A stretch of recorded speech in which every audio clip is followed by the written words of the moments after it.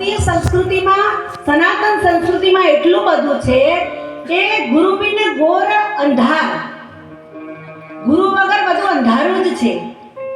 જે ગુરુ વાણી વેગળા રડવડિયા સંસાર, જે ગુરુની વાણી ના સાંભળે એ આ સંસારમાં આવીને નકામું ગયું એના જેવું છે. એટલે પરમ તત્વ જોડે પામવું હોય તો પહેલા શરણું ગુરુને લેવું પડે. કહેવાય છે કે કેટલાય જન્મના પુણ્ય ભેગા થાય ત્યારે આપણે ગુરુના દર્શન કરવાનું મન થાય છે. 7 જન્મના પુણ્ય ભેગા થાય ત્યારે મન થાય, આપણને ખાલી મન જ થાય કે આપણે ક્યાંક જવું છે. 14 જન્મના પુણ્ય ભેગા થાય ત્યારે આપણે ગુરુના દરવાજા સુધી પહોંચીએ છીએ. ક્યાં પહોંચીએ? દરવાજા સુધી. દરવાજે આવીને પાછું જવાનું થાય કે અમે અહીંથી ચાલો પાછા જતા રહીએ. 21 જન્મના પુણ્ય ભેગા થાય ત્યારે ગુરુના ચરણ કમળ સુધી પહોંચીએ છીએ. અને એ ચરણ કમળ આપણા બધાના સંતોના ચરણોમાં આપણે પહોંચી ગયા છીએ ત્યારે આપણે આ સભામાં બેઠા છીએ. એટલે આપણા જેવા ભાગ્યશાળી અને અતિ ભાગ્યશાળી કહેવાઈએ એવા આપણે પોતે છીએ. ગુરુનો મહિમા તો આપણા વેદ પુરાણ શાસ્ત્રમાં ખૂબ જ ગાયો છે. મને ઉદાહરણ કહેતા તો જરા કદાચ હું શિક્ષક છું, ઘણા બધા ઉદાહરણ પણ કદાચ ભૂલવાની બીમારી છે, જાહેરમાં કહી દઉં, બહુ યાદ નહીં રાખી શકતી.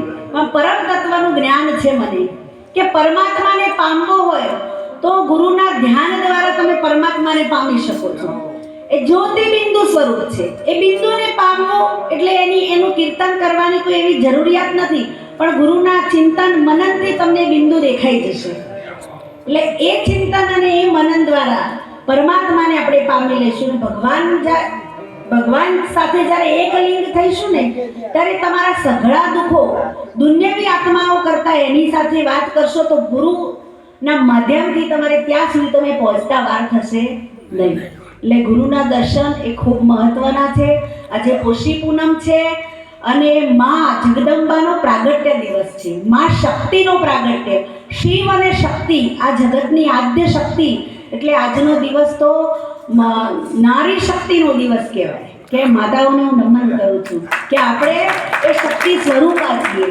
આજે માં જગદંબાનો પ્રાગટ્ય દિવસ છે. અંબાજીના ધામમાં જળહળતો દીવો બિરાજમાન છે.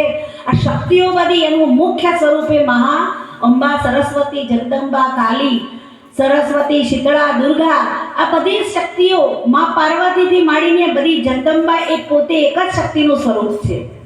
એટલે આજે આપણે શક્તિના ચરણમાં નમન વંદન કરીએ છીએ.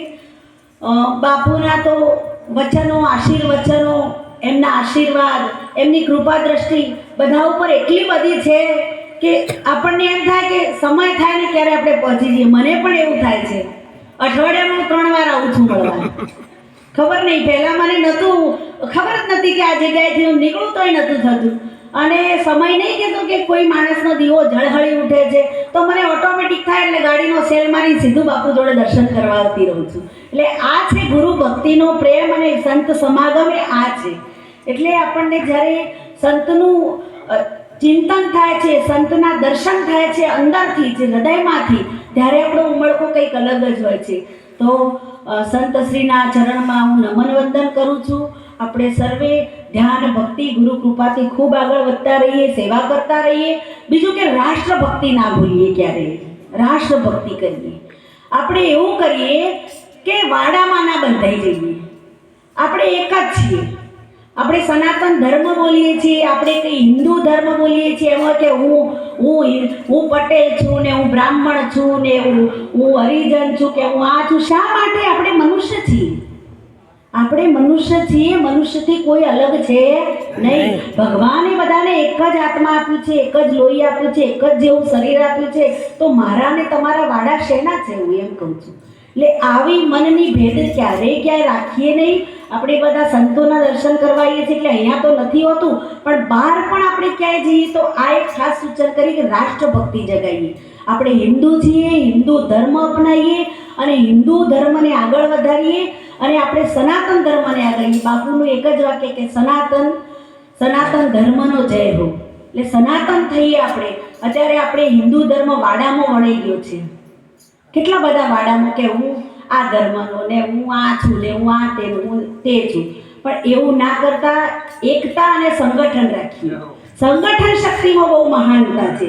જ્યારે સંગઠન રાખીશું તો આપણું હિન્દુત્વ અમર, અજર અને અવિનાશી છે ને રહેશે, એ ક્યારેય કપાશે નહીં.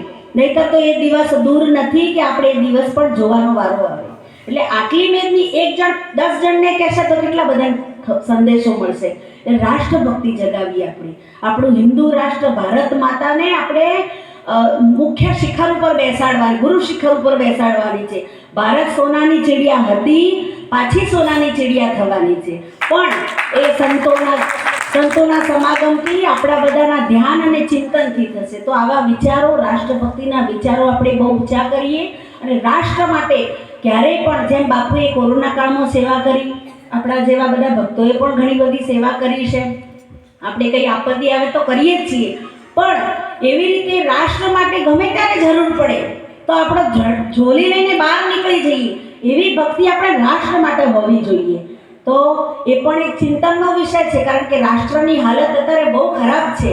આપણે સમાચારોમાં, મીડિયામાં જોઈએ છીએ કે ઘણી જગ્યાએ બહુ આપણી આત્માઓ બહુ દુઃખી છે બિચારી. કેમ કે આપણે વાડામાં કટાઈ ગયા.